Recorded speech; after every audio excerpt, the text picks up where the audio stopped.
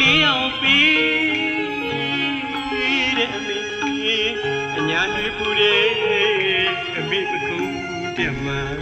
အတမတက်အောင်ရေကိုထမ်းလို့ပင်မစီရပါရှာဖွေတွေ့ရပါတော့အမေရုတ်တရက်နှုတ်မဆက်ပါပဲအပြီးခွေးသွားတဲ့အမေအမေကိုတောင်းနေတယ်နေတိုင်းသတိရနေတဲ့အမေ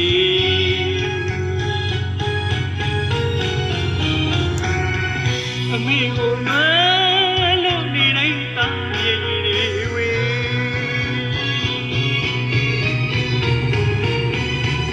အမေကိုကြည်လေးစု